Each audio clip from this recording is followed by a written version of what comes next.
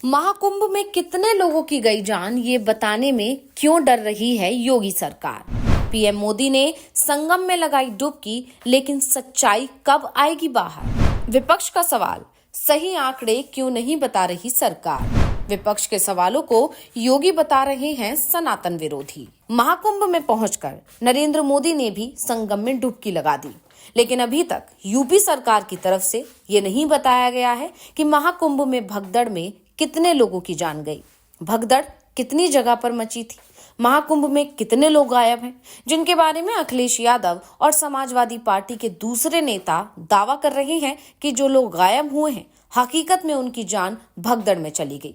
प्रशासन ने आंकड़ों को कम करके दिखाने के लिए उन्हें गंगा जी में ही बहा दिया। हो कुछ भी, लेकिन सच्चाई तो सामने आनी ही चाहिए। ऐसे में पीएम मोदी जब महाकुंभ में नहाने पहुंचे तो सवाल ये उठ रहे थे कि शायद पीएम के पहुंचने पर महाकुंभ प्रशासन की तरफ से कुंभ में अब तक हुए भगदड़ के दौरान जितने लोगों की जान गई है उनके आंकड़ों को जारी किया जाएगा। लेकिन पीएम संगम में डुबकी लगाकर वापस लौट आए, लेकिन प्रशासन की तरफ से अभी भी चुप्पी ही साध रखी गई है। ऐसे में अखिलेश यादव ने एक बार फिर से सरकार को घेर लिया और सवाल किया कि आखिर सरकार क्या छिपाने की कोशिश कर रही है। विपक्ष लगातार इस पर सवाल कर रहा है। महाकुंभ हादसे पर ही आज हम अपनी इस वीडियो में करने जा रहे हैं चर्चा, तो वीडियो को आखिर तक जरूर देखें। महाकुंभ में कितने लोगों की जान गई, ये सवाल योगी आदित्यनाथ की सरकार से पूछा जा रहा है। तो योगी आदित्यनाथ कह रहे हैं कि मारीच और सुबाहु सनातन धर्म के खिलाफ षड्यंत्र रच रहे हैं, लेकिन धर्म को लाखों संतों का सानिध्य प्राप्त है। ऐसे में उसका कोई बाल भी बांका नहीं कर सकता। ये बात सही भी है, लेकिन महाकुंभ में कितने लोगों की जान गई, अगर कोई ये सवाल कर रहा है तो फिर इसे सनातन धर्म के खिलाफ साजिश कैसे मान लिया जाए।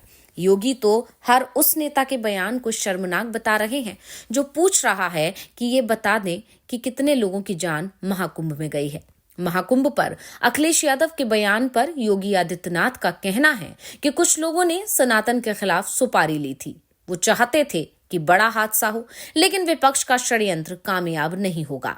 संसद के बजट सत्र में सबसे पहले अखिलेश यादव कुंभ में मची भगदड़ के दौरान कितने लोगों की जान गई, ये सवाल पूछा था। उसके बाद राज्यसभा में कांग्रेस के अध्यक्ष मल्लिकार्जुन खड़गे ने भी पूछा कि भगदड़ में कितने लोगों की जान गई।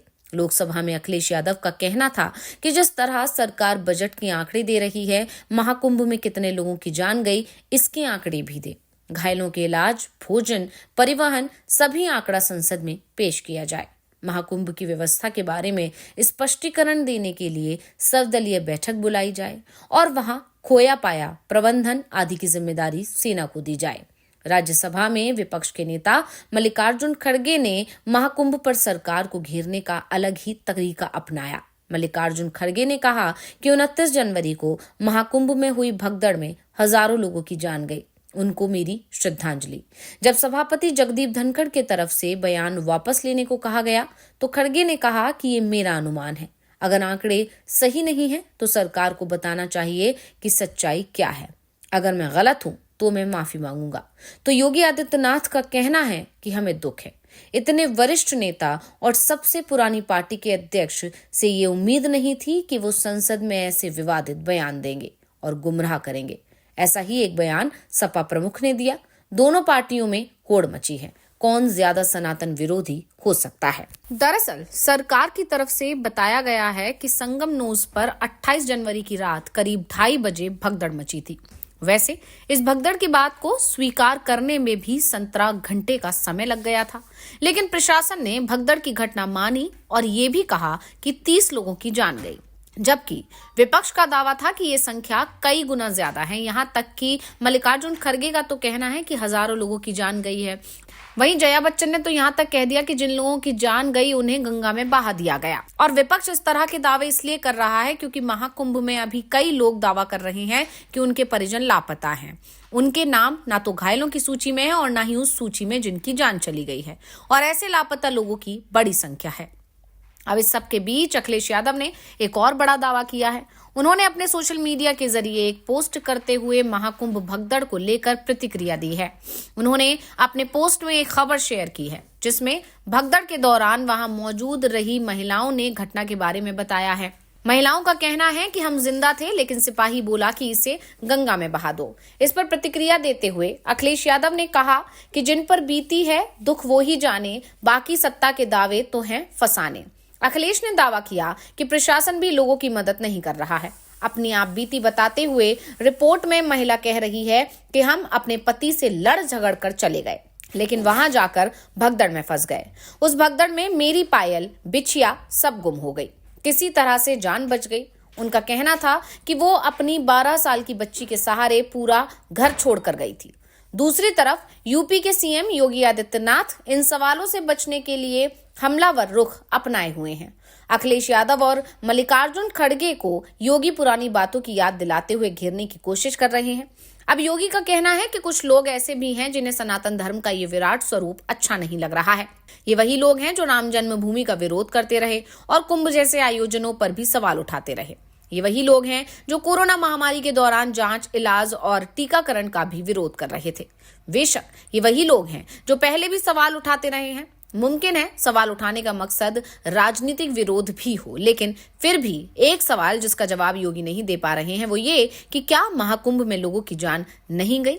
ये भी ठीक है कि सरकार की तरफ से 30 लोगों की जान जाने की बात कही जा रही है, लेकिन आंकड़ों को लेकर उठ रहे सवालों पर भी तो जवाबदेही बनती है।